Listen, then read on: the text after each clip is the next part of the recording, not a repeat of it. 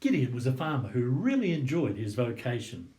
He had no desire to be anything else other than a farmer.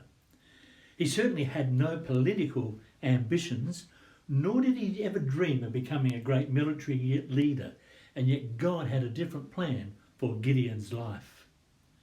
The story of Gideon is found in the book of Judges in the Old Testament. And it speaks about how God made a hero out of a rather unlikely person.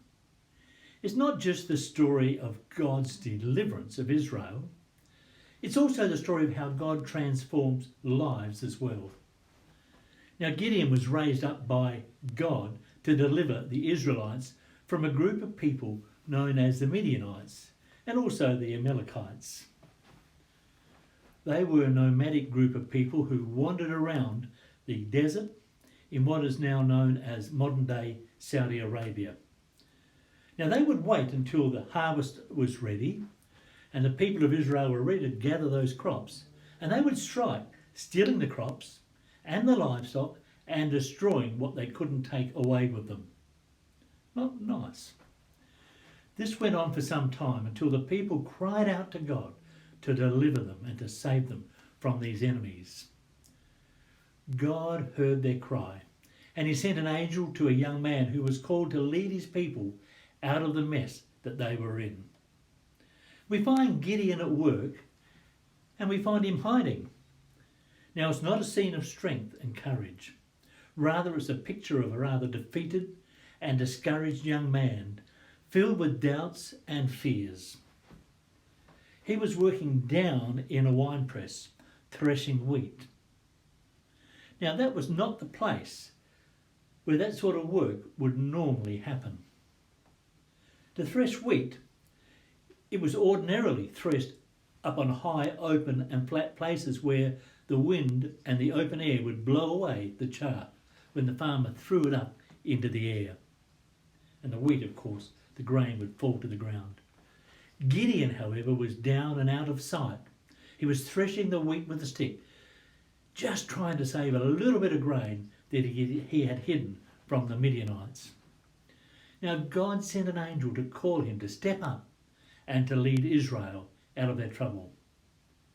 How does God respond to this angel? He complains.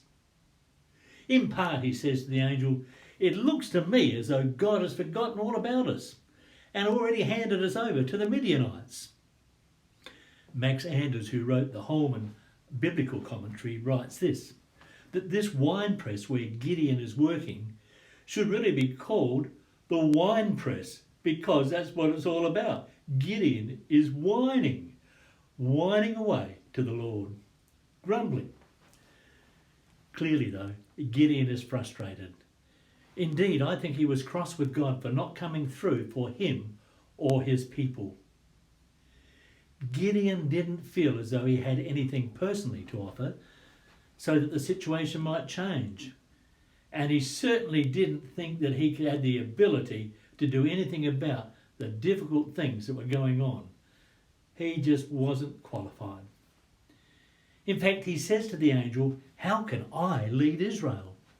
Just take a look. My family is the weakest in the district, and I am the youngest in my family." What Gideon is saying is this: you've got the wrong fellow here. You need a battle-ready soldier for a massive job like this. Me, I'm just a young and inexperienced farmer. Don't look at me, find somebody else. Now, this story about Gideon may very well resonate with you today. You may have a calling upon your life that you feel ill-equipped to be able to handle.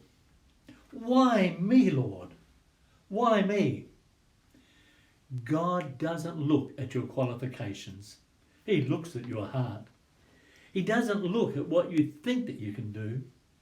Rather, he knows what you are capable of when you rely upon him completely. Oh, we can learn so much from Gideon.